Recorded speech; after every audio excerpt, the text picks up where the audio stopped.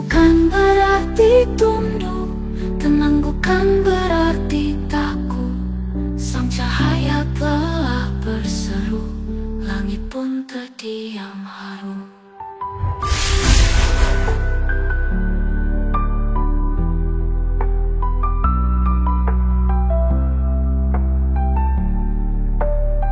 Bismillahirrahmanirrahim. Assalamualaikum warahmatullahi wabarakatuh. Sahabat Dokter Tifa, dimanapun Anda berada, saudara-saudara sebangsa dan setanah air. Hari ini saya ingin mengajak Anda berpikir cerdas dan waras dengan sebuah pernyataan yang menukik tajam. Siapa pembuat hoax ijazah Jokowi palsu? Ya dia sendiri. Kenapa kok bisa gitu? Ya, sekarang saya mau ajak Anda untuk melihat kronologi secara retrospektif ya. Sumber paling awal hoax ini adalah pernyataan Jokowi sendiri ketika menjadi pembicara di Universitas Islam Indonesia UII Yogyakarta tanggal 28 Juni 2013. Saya lansir dari tulisan artikel di Tempo pada hari itu.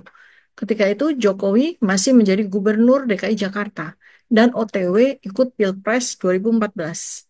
Seminar itu bertajuk Memimpin dengan Hati di Universitas Islam Indonesia. Pembicara ada dua, Profesor Mahfud MD dan Jokowi sendiri. Kemudian ada almarhum Buya Syafi'i Ma'arif. Pada waktu itu ketika pembicaraan beralih tentang IPK, ya, Indeks Prestasi Kumulatif, Profesor Mahfud MD menyatakan IPK-nya 3,8. Ketika Jokowi ditanya, dia menjawab dengan santai, dua saja tidak ada. Selanjutnya, Jokowi, menyatakan bahwa IPK atau Indeks Prestasi Kumulatif itu bukan tolok ukur utama untuk menjadi calon presiden. Ya, mengungkapkan ya, sekali lagi saya sampaikan, dia menyatakan bahwa IPK-nya saat kuliah kurang dari 2. Jadi di situ tuh konteksnya diskusinya sedang dipimpin oleh Buya Syafi'i Ma'arif almarhum, kriteria pemimpin ideal. Buya Syafi'i menekankan pentingnya kejujuran dan tindakan nyata.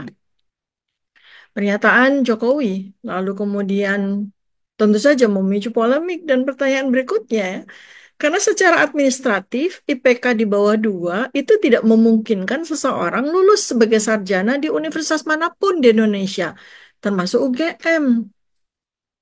Dia mengatakan dua hal yang sangat penting.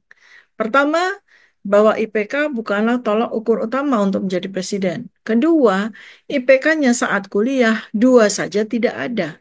Artinya apa? Secara eksplisit dia mengaku bahwa dengan IPK kurang dari 2 dia bisa lulus sebagai sarjana kan? Nah, tentu saja pernyataan yang kedua ini harus dianggap sebagai hoax. Karena bukan saja UGM, Kemendikti Republik Indonesia saja memiliki peraturan bahwa kelulusan sarjana di universitas manapun harus dicapai dengan IPK lebih dari 2,0. Maka kalau ada seseorang yang mengaku IPK semasa kuliah hanya kurang dari 2, sementara dia juga mengaku bahwa dia lulus sarjana kehutanan UGM, inilah hoax kepada UGM. Artinya, UGM bisa meluluskan seseorang yang IPK-nya kurang dari 2. Dan ini yang aneh, UGM sendiri tidak pernah menyangkal bahwa Jokowi adalah alumninya. Bahkan beberapa profesor, teman seangkatan sudah banyak memberi testimoni. Bahkan Rektor UGM sendiri saat ini, Profesor Ova Emilia, dalam konferensi persnya menyatakan bahwa dia meyakini Jokowi adalah lulusan UGM. Lulusan UGM dengan IPK kurang dari 2. Manalah mungkin kan ya? Nah, masalahnya adalah sampai hari ini, 11 tahun berlalu, UGM tidak pernah mengcounter pernyataan Jokowi bahwa IPK-nya cuma kurang dari 2. Juga tidak pernah mempublikasikan secara resmi transkrip nilai atau dokumen IPK-nya, baik Jokowi sendiri maupun UGM. Sehingga publik tidak punya akses untuk mengkonfirmasi angka kurang dari 2 tersebut. Coba Anda pikir baik-baik, betapa ganjilnya seorang sarjana bisa lulus jika IPK-nya di bawah 2. Mengingat aturannya jelas, baik dari Dikti maupun UGM, bahwa syarat untuk lulus sarjana IPK minimum 2.